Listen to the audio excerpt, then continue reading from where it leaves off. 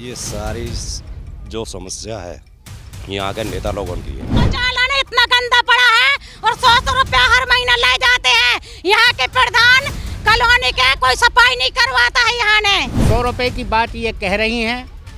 मैंने आज तक पूरी कॉलोनी बता दे कि किसी के घर पे मैं 100 रुपए लेने गया हूँ। कुल मिलाकर ये समझ लीजिए कि ये जितने भी प्रधान हैं सारे मजदूरों को शोषण कर रहे हैं। इनसे पैसे ले लेके जो प्रधान खाते हैं, हम इसका एविडेंस देते हैं इनको। कोई काम किया है तो उसमें पैसा तो खर्च होना ही चाहे, मेरा लगे चाहे लोगों का लगे। अंधेरे में मैं किसी को नहीं रहने दूंगा। हमारी कॉलोनी में उजेला होगा और कॉलोनी भी आबाद होगी।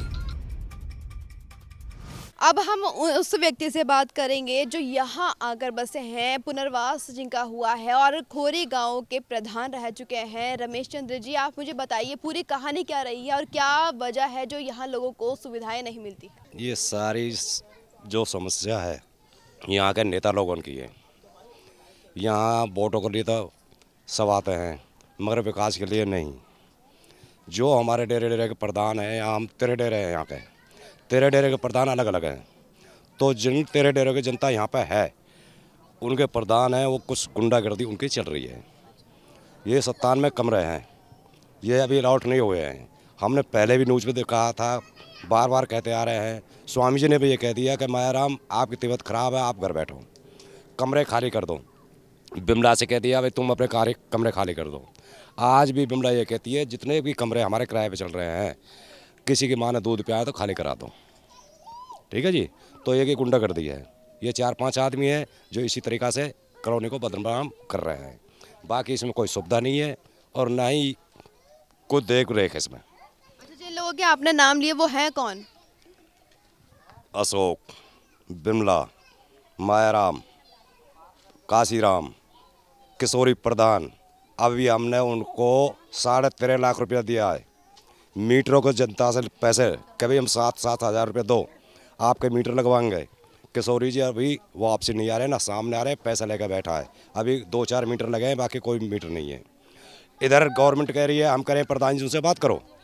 मान लो मेरा पापा ख़त्म हो गया है, अलॉटमेंट मेरे पास में है पापा के नाम से, तो मेरे मीटर लगना चाहिए। गवर्नमेंट कह रही है हम आपका नाम से मीटर नहीं लगाएंगे, अलॉटमेंट लेटर अपने नाम से बनवा लाइए, जब आपका मीटर लगेगा। तो आपने वो लगाने की कोशिश नहीं की या फिर इसमें भी कोई रुकावट आ रही है? इसमें रुकावट यह है, मृत्यु सर्टिफिकेट को नहीं मान रहे वो। SDO साहब है या ये जो भी अफसर है, मृत्यु सर्टिफिकेट नहीं मान रहे। जब हमारे डैडी ख़त्म हो गए तो मृत्यु सर्टिफिकेट है भाई। जब कर्जा हमने बाप ने लिया है और बेटा से पट रहे हो, तो बाप बेटा का हक नहीं है क्या उस मकान पे? मीटर का लगवाने का हक नहीं है क्या? तो ये सरकार ना सरकार कर रही है या अफसर कर रहे हैं, इनकी जो कौन सी राजनीति है कोई समझ में नहीं आ रही है। तो यहाँ जो आपने बताया कि आप पुरानी कॉलोनी से यहाँ आए थे, तो कितने लोग आए थे लगभग आपके साथ? हमारे यहाँ पे करीब 25 बंदे का मकान मिला हुआ है। जो हमारे 2021 में जुलाई में जो खोरीगाम टूटा है, 5-6 लोग और आ गए हैं जो इन कमरे में रह रहे हैं। अभी तक इनके लिए कोई अलॉटमेंट लेटर नहीं है।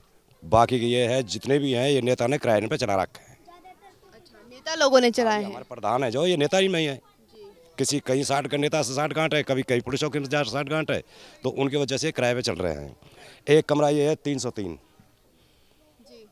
जबकि उसका बाप खानदारी करता था कभी टाइम में, बाप ख़त्म हो लिया। ये हमारी औलाद है, आज ये आज़ाद है। आज ये कह रहा है दूसरे का नाम काट कर लिस्ट में से, जो बंधुआ मुक्ति मोर्चा की लिस्ट है सुप्रीम कोर्ट की है, उसमें नाम डला किसी और का है। बंदे ने अपने नाम से चला रखा है किराए पे आज भी 420 में।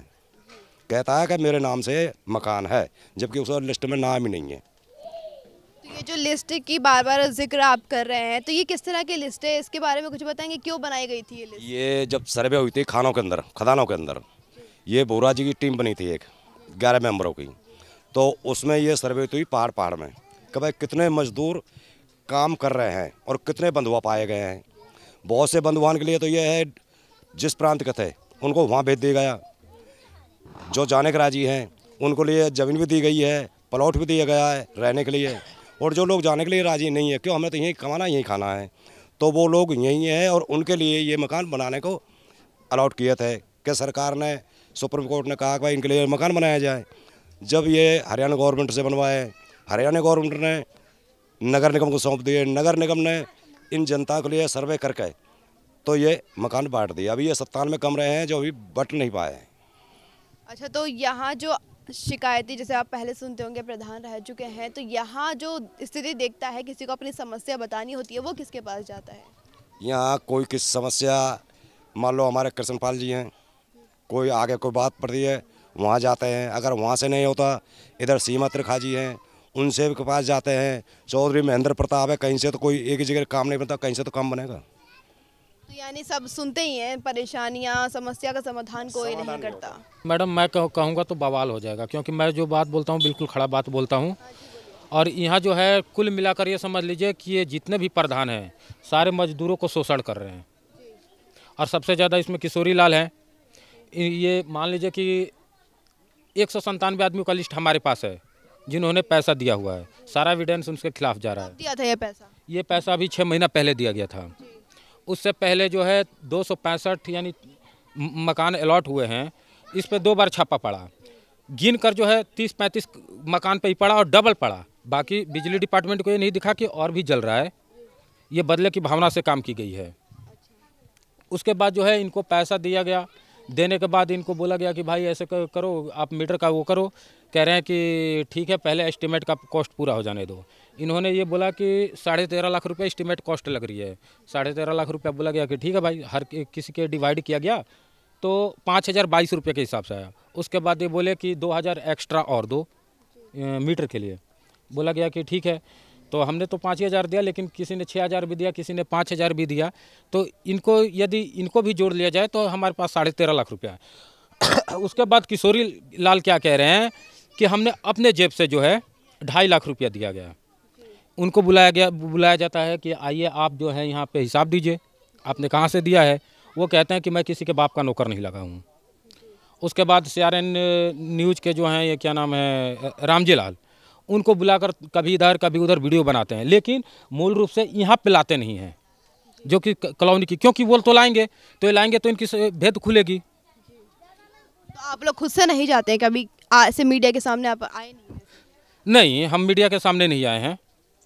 तो समस्या का जो समाधान है वो करने वाले, जैसे आपने बोला जिनका नाम लिया है, जो प्रधान हैं, जो किशोरी लाल जी आपने बोल रहे हैं, तो इनका जो आपने पैसा दिया था वो किसी के अधिकारी के सामने नहीं दिया था, ये डायरेक्ट उनको दिया? देखिए, ये लोग पहले बोले हैं, ये हम लोगों को एक पंपलेट दिए, पंपलेट में दिए, बोले कि ऐसा भैया कि एक्शन साहब के पास जमा करो या डेढ़ प्रधान के माध्यम से जमा करो। तो इसमें डेढ़ प्रधान का मतलब होता है कि हम अपने ऊपर रिस्क ना लें, हम कल को चोर ना बने, हम जो है एक्शन के ऑफिस में सबको ले जाकर खड़ा करें कि भाई अपना अपना पैसा जमा करो। लेकिन इन्होंने ऐसा नहीं किया, इन्होंने ऐसा नहीं किया। बोला कि नहीं हम हैं। उसके बाद ना तो हम लोगों को पैसा दिया गया, ना तो कोई स्लिप दिया गया, ना ही कुछ दिया गया। उसके बाद जो है यदि उनसे बोला जाता है तो बोलते हैं कि तुम बिजली डिपार्टमेंट पे जाओ। हम क्या प्रूफ लेकर जाएं? कल को हम जाकर वहाँ धरना प्रदर्शन करें और बिजली डिपार्टमेंट कहे कि आपने पैसा नहीं दिया, आपके पास क्या प्रूफ है, तो हम लोग क्या करेंगे?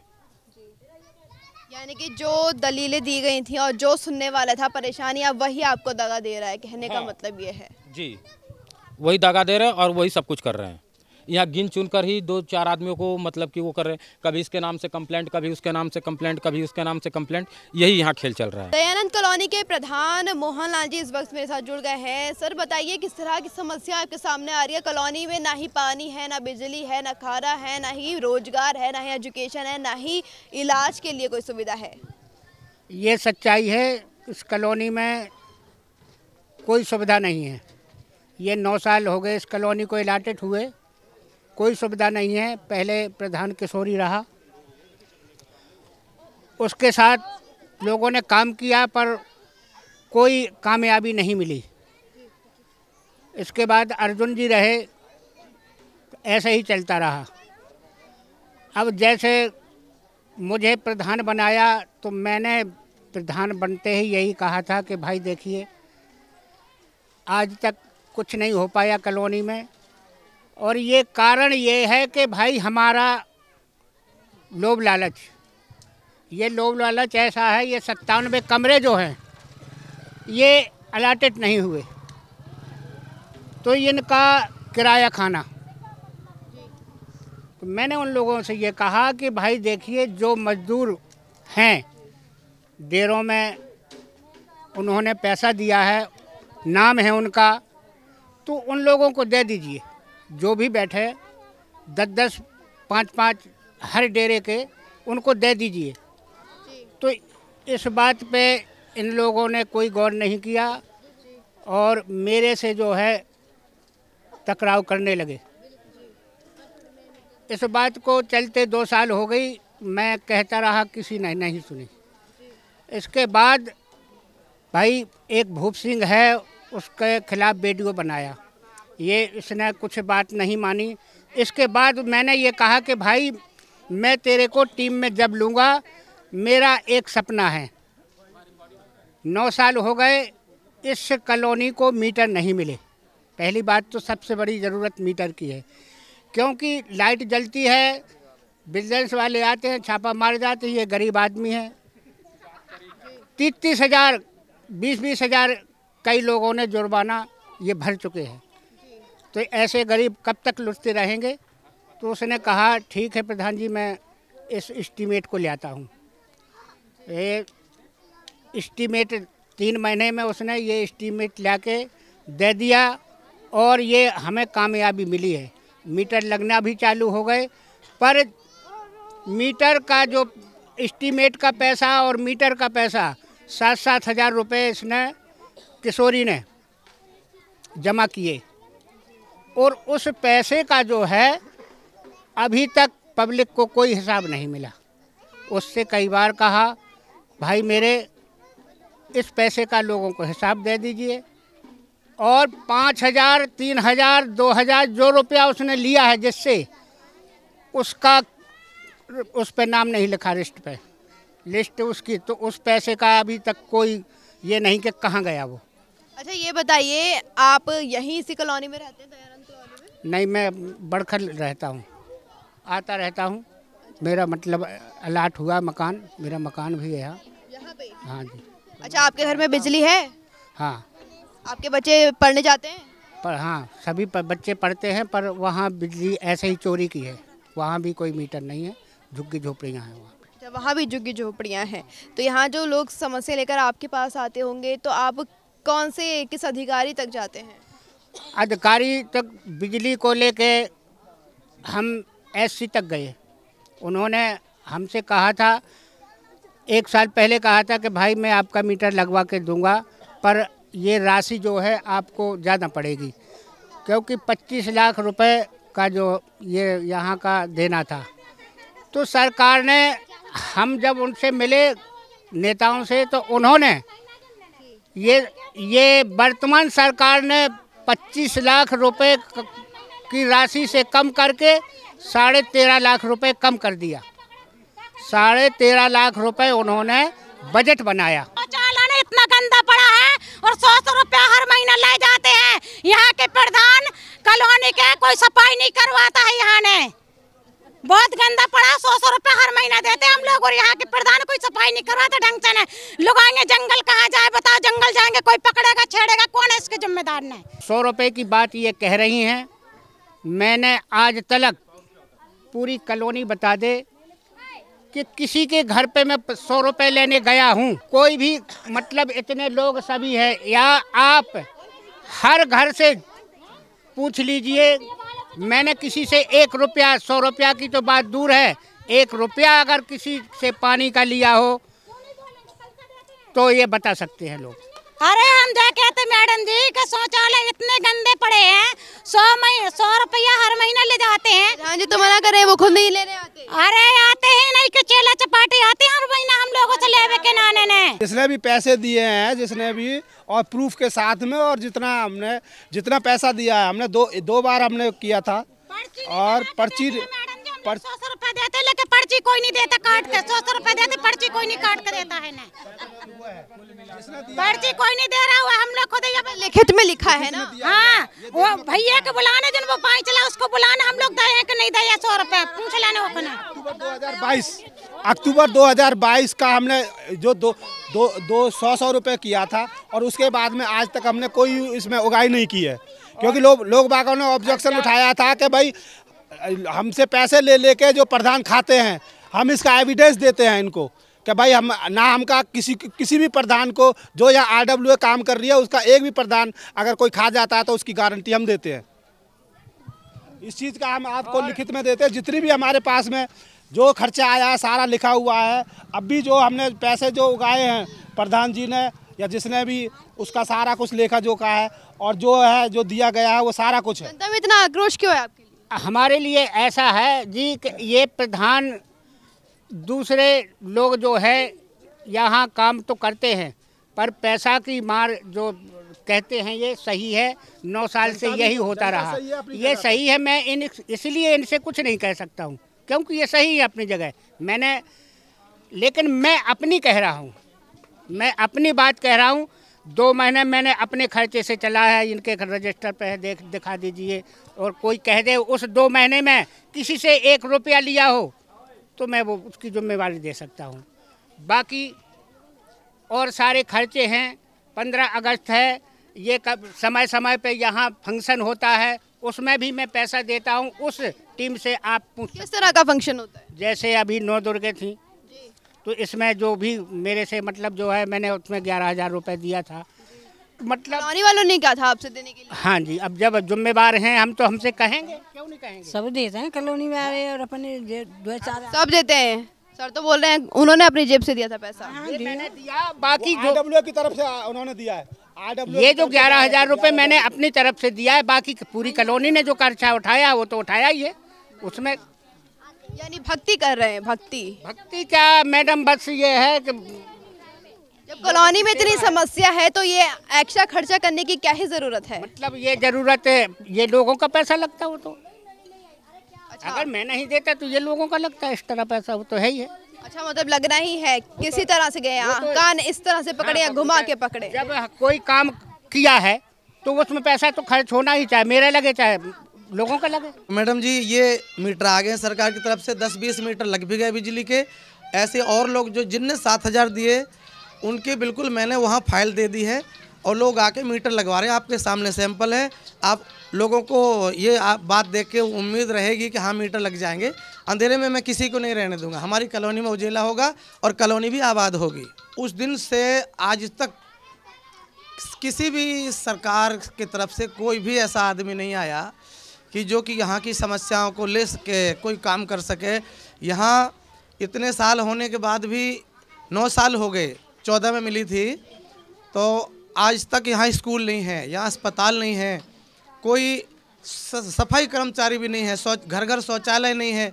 मोदी जी ने जो बोला है घर घर शौचालय हो, कोई बहन बेटी बाहर ना जाए, लेकिन यहाँ दिल्ली NCR में दिल्ली के नाक के नीचे, मोदी के नाक के नीचे ये कॉलोनी बसी है। किसी भी, ये बीजेपी की सरकार है, किसी भी नेता, हम आपको सारे डॉक्यूमेंट्स दिखाएंगे। कृष्णपाल गुर्जर जो हमारे महामंत्री हो रहे हैं, हमारे सीमा त्रिखा जी जो MLA हैं, हम इनके पास सालों साल से भागते रहे, कहीं कोई रिस्पॉन्स इनकी तरफ से नहीं मिला। आखिर में हम लोगों को जो यहाँ बिजली नहीं थी, हमने सभी अपने सरकार पे भाग के जब हम गए तो बिजली विभाग ने हमसे 13.5 लाख रुपया कहा कि भाई ये ट्रांसफार्मर और बिजली के खंबे, तार वगैरह सब आपको खुद खरीदने पड़ेंगे, तब हम आपको बिजली दे सकते हैं। इसके लिए हमारे बेचारे मजदूर साथियों ने 7-7 हज़ार रुपये इकट्ठे करके मुझे दिए। मैंने सरकार में जमा किए। बहुत लोग अभी नहीं दे पाए, उम्मीद है वो दे देंगे। यहाँ की स्थानीय जनता तो कह रही है कि पैसे गबन कर दिए गए हैं, गायब हो गए हैं, कोई सुविधा नहीं लाए, बिजली का। हाँ, ये आपकी बात, इसका जवाब मैं दे रहा हूँ। जितने लोगों ने पैसा दिए उनके मैंने जमा कर दिए और बहुत लोगों ने नहीं दिए, उनके नहीं है, मैंने जिसने दिए उनका नाम दे दिया। एस्टिमेट जमा करना था 13.5 लाख, तो उनका मैंने 13.5 लाख 2,80,000 अपनी जेब से पूरे करके इनका मीटर शुरू करा दिए। यहाँ 10-20 मीटर आ भी गए और भी 1-आध महीने में लगभग जिनने 7,000 दिए थे उनके मीटर आ जाएंगे। और जिनने नहीं दिए, अब वो सोच रहे हैं कि 13.5 लाख तो किशोरी प्रधान ने जमा कर ही दिए और हम उसकी आड़ में हम बिना पैसा दिए लगवा लें। ये वो झूठ बोल रहे हैं जो ये कह रहे हैं ना, मेरे ऊपर इल्ज़ाम लगा रहे हैं। वो लोग हैं जो यहाँ पे किराया खा रहे हैं, जैसे भूप सिंह हैं, उसके कहने पे ही भूप सिंह लोगों के, गरीबों के मकानों को छीनता है। 10-20 हज़ार रुपया दे के लोगों के मकान, गरीबों से उसकी मजबूरी का फ़ायदा ले लेता है। 2-4-5 साल उसको किराया खाता है और उस पैसे का भी ब्याज लगा के उनसे मजदूरों से लेता है, नहीं तो उसका मकान खाली नहीं कराता। ये ऐसे आदमी, इनकी टीम है 1, 2, 4, 5 लोगों की, जो इस तरीके से कॉलोनी में मजदूरों के साथ, गरीबों के साथ जबरन मकान छीन के सबूत है मेरे पास। अच्छा, जो ये अनअलॉटेड मकान है, इसको किराए पे किस तरह से दिया जा रहा है जब ये अनअलॉटेड है? इन मकानों को इनकी तरफ से किराए पे भी दिया जा रहा है, इन मकानों को बेचा भी जा रहा है, और उन मकानों जो अलॉट हो गए मजदूरों के, उनको भी, जो नहीं कोई अपने गांव जाता है उनको बेचा जाता है। ये देखिए, मैंने ये लिखा हुआ भैया, दिखाइए इसको, ये ना गृह मंत्री हमारे जो है अनिल ब्रिज जी, इनको मैंने 20/9 को लेटर लिखा है, सीएम विंडो को भी लिखा है, एमसीएफ कमिश्नर को भी लिखा है, डीसी को लिखा है, हमारे इधर कमिश्नर साहब को भी लिखे हैं। बहुत इस तरीके से इसमें लिखा है, मैं आपको पढ़ के सुना देता हूँ। दरखास्त बराए किए जाने कानूनी कार्रवाई दरखिलाफ दोषी भूप सिंह वगैरह मोहनलाल इनके कुछ साथियों द्वारा दयानंद कॉलोनी ग्रीनफील्ड में हरियाणा के बंधुआ मजदूरों को मिले मकानों को अवैध तरीके से मकानों को बेचने और किराए पे देने के बाबत ये लेटर मैंने दिया है। ये 2-4 लोग हैं जो लोगों को गुमराह करे, सारे लोग दोषी नहीं हैं इसमें, और कुछ लोग जो इनके किराएदार जिनने इन्हें मकान भिजवाए, अलॉटमेंट में लेटर में लिखा हुआ है कोई भी आदमी अपने परिवार को रख सकता है, ना तो इसे सेल कर सकता है, ना इसे किराए तक पे भी दे सकता है, लेकिन ये सब कुछ कर रहे हैं। और अपने बचाव में 10-20 अपने किराएदारों को, जिनको इन्होंने अवैध तरीके से पैसा ले रखे हैं, उनसे लेके यही लोग टीम चला रहे हैं। मैंने कभी किसी का ना 1 रुपया लिया, ना किसी को मैंने किराए पे दिया। अच्छा, जो ये महिलाएं बोल रही हैं कि शौचालय केवल 2 हैं, जिसमें से एक बिल्कुल बेकार है, जिसमें कदम नहीं रखा जा सकता, गंदगी भर जाती है, शौचालय का इंतजाम क्यों नहीं हुआ? सरकार ने हमें ये 2 कंबाइंड शौचालय दिए हैं, घर घर शौचालय नहीं दिए। इसके लिए मैं नहीं, कॉलोनी के ही 1-2 आदमी ऐसे होते हैं जो 100-100, 50-50 लोगों से पैसा लेके अपने आप सफाई करवाते हैं, और उसी में से ये जो हमारा बोर एक है, एक तो है ही नहीं, किसी और के अंडर में चला गया या बंद है। जो हमारा एक बोर है उस पर हमने एक ऑपरेटर छोड़ा हुआ है। सब कॉलोनी में, मैंने नहीं, यहाँ जो रहने वाले लोग हैं, मैं यहाँ रहता भी अभी नहीं हूँ, आता जाता हूँ, तो उनकी तरफ उस जो 150 रुपये जो लिए जाते हैं, अपनी शौचालय की सफाई भी कराते हैं, और जो बोर है चलाने वाला ऑपरेटर, उसकी तनख्वाह भी दी जाती है। सरकार की तरफ से घर घर शौचालय की कोई व्यवस्था नहीं, ना एमसीएफ की तरफ से है। जो कुछ करते हैं मजदूर अपने ही तरफ से करते हैं। अच्छा, जो एजुकेशन की बात करें, यहाँ पे आसपास कोई स्कूल नहीं है, कोई अस्पताल नहीं है, बुजुर्ग इतने हैं, बच्चे इतने हैं, आधे बच्चे 3 किलोमीटर दूर में कैसे जाएंगे? खर्चा इतना हो जाता है। बिल्कुल बिल्कुल, इसके लिए हमने सरकार को, माननीय डीसी साहब को भी लिखा है। हमने जो हमारे बंधुआ मजदूर के जो अध्यक्ष हैं, बंधुआ यूनियन के जो अध्यक्ष हैं हमारे स्वामी अग्निवेश जी थे, उनको भी लेटर लिखा था। अब हमारे उनके अध्यक्ष जो है आरवेश जी, उनके निधन होने के बाद उनको भी हमने लेटर लिखा। उनसे अभी बात हुई पिछले महीने, तो उन्होंने भी हमें कहा है कि हम स्कूल की व्यवस्था सरकार से आपके लिए करवाते हैं। हाँ, तो यानी नज़दीक है वो दिन जब बच्चे स्कूल जाएंगे यहाँ पे, और अस्पताल की व्यवस्था भी दुरुस्त होगी। आपके लिए मैं बोलूँ कि हमने, हमारा काम, हमारी जीत शुरू हो गई है। हमने 9 साल में अपने मीटर शुरू करा लिए हैं। जब मीटर शुरू हो गए तो अब स्कूल भी बनना शुरू हो जाएगा, अस्पताल भी बनवाएंगे, क्योंकि हमारे सुप्रीम कोर्ट के जजमेंट भी ये बातें हैं। इसलिए हम सरकार से लड़ेंगे। इसमें हमारी पूरी कॉलोनी साथ दे रही है मेरे, और जो 12-13 डेरे के जो प्रधान हैं सभी मेरा साथ दे रहे हैं। अकेले मैं कुछ नहीं कर पाता, हमें पूरी पब्लिक का सपोर्ट है। अच्छा, पब्लिक जैसे आपने बोला सपोर्ट है, लेकिन यहीं पे कुछ लोगों ने आप पे भी आपका नाम लेकर आरोप लगाए हैं। बहुत चीज़ें सामने आई हैं, महिलाओं के साथ आक्रोश देखने को मिला, पुरुष इतना नहीं बोले थे, तो महिलाएं कहीं ना कहीं आपसे रुष्ट हैं, तो किस तरह से मनाएंगे? देखिए, उनका जब काम हो जाए उनका रूठना भी जायज़ है, क्योंकि वो जब कोई परेशान होता है, तो जैसे मैं मुखिया हूँ तो उनका फ़र्ज़ है मेरे से नाराज़ भी होना।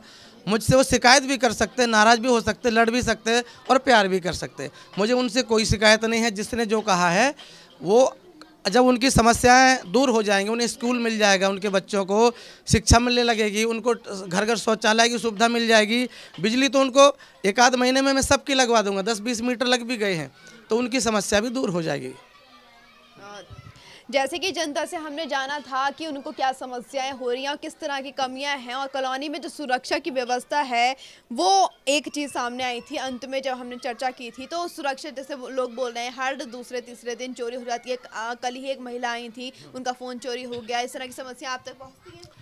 मेरे तक नहीं पहुंचती कोई समस्या, क्योंकि जो यहाँ पे जो इस तरीके के दबंग लोग हैं जो अनअलोटेड कमरों को किराए पे चला रहे हैं, अलॉटेड वालों को भी बेच रहे हैं, इनकी एक टीम है जो कहीं ना कहीं राजनीतिक इन्हें संरक्षण प्राप्त सत्यापन नहीं किया जाता है। नहीं, कोई पुलिस की तरफ से मैंने एक मैं आपको लेटर दिखाऊं, मेरे पास है, मैंने क्या नाम हमारे कमिश्नर साहब को लेटर लिखा है कि यहाँ पे अवैध तरीके के लोग रह रहे हैं। अभी एक महिला यहाँ चोरियाँ बाहर भी करके, यहाँ जो रह रहे हैं लोग, मेरे पास वेरिफिकेशन नहीं है, ना पुलिस के पास वेरिफिकेशन है। मैंने लिखा है, मेरे पास सबूत है कमिश्नर साहब को और यहाँ पुलिस चौकी इंचार्ज को लिखा है कि यहाँ जो लोग रह रहे हैं अवैध तरीके से, जिनका बहुत तो ऐसे लोग जिनका हमें आता पता ही नहीं है कौन को, यही लोग जो दबंग लोग हैं यहाँ के जो इल्ज़ाम लगवाते हैं, ये लोग रखते हैं।